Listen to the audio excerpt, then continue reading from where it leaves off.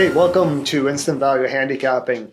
Maybe more accurately, I should refer to this as the Slow Train to the Travers review. Mark Cramer and I looked at the Haskell stakes last week, and we both thought Hot Rod Charlie was the horse to beat, and I guess it turned out that way. The problem was a little bit of disqualification. Mark and I also talked about the no whipping rule in New Jersey, and to my surprise, knowing Mark as the animal lover he is, he wasn't as enthusiastic about the no whipping rule as I thought he would be. Mark has lived in the backstretch of racetracks and knows jockeys personally, and thought there was a safety concern there. And Mark, as usual, appears to be right.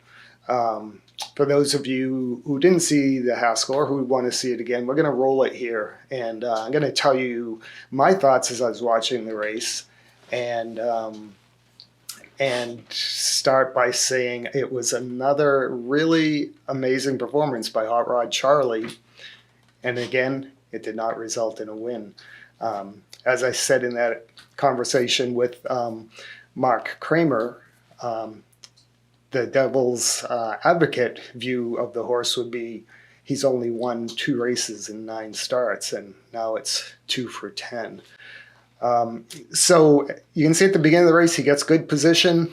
The sprinter from the Todd Pletcher barn, number 1, takes the lead, and Midnight Bourbon goes up to join him. Hot Rod Charlie and Mandaloon end up settling into comfortable stalking positions here. Now, at this point in the race, you're going to see the fraction for the half mile come up here in 47 and change. That's a very slow time for grade 1 stakes race at 1 1/8 miles. In the Kentucky Derby, when War Emblem won it, he got a fraction of 47 and change, and Bob Baffert said after the race, he goes, at that point, I knew that War Emblem with a clear lead in 47 and change was going to win unless Victor Espinoza fell off the horse. So here I'm worried about Hot Rod Charlie stalking the leaders. Midnight Bourbon has no excuse here. He's got a pretty soft pace. He's got a sprinter that he has to pass here in the 1 horse. Hot Rod Charlie has his work cut out for him, as does Mandaloon. They're both going to have to run very fast to catch these horses. And they've sped up here to a 1:10.3 for the 6 furlong mark. So the pace is quickened, the sprinter is quitting, and it's just a matter of which of these 3 horses is going to win. And look at the charge by Hot Rod Charlie. Pratt's riding him like a turf race. He saved it all up for the end. He's coming down the stretch like a bullet, and oh, no whip.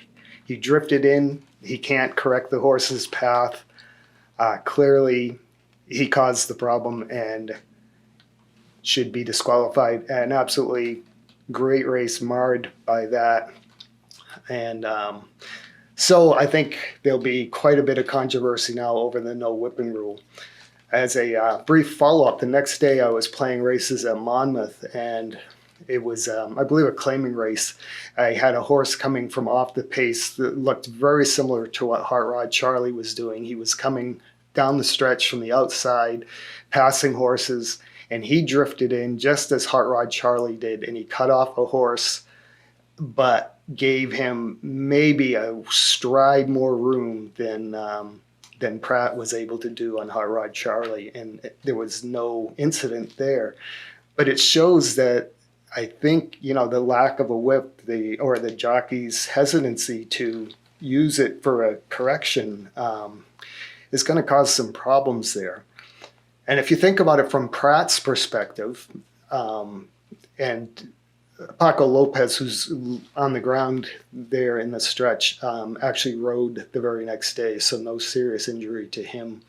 And not to Midnight Bourbon either, as far as I know at this point. Yeah, Pratt, from his perspective, the thing is, if he uses the whip here, he's in danger of, to straighten out the horse, he's in danger of being disqualified for using the whip if the stewards don't see it as as necessary. So it's kind of a damned if you do, damned if you don't situation for Pratt.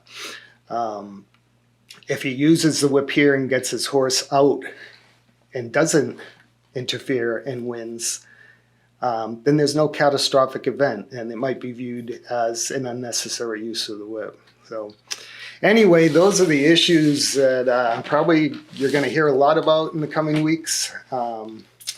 And that was kind of the wrap up there for the Haskell. Hot Rod Charlie again proved true exceptional grade 1 competitor, but again goes home empty-handed. So that's it. Hey, Mark and I will be back to take a look at the Jim Dandy Stakes on July 28th. Hit like, subscribe, join us for that. Hope to see you then. Bye-bye.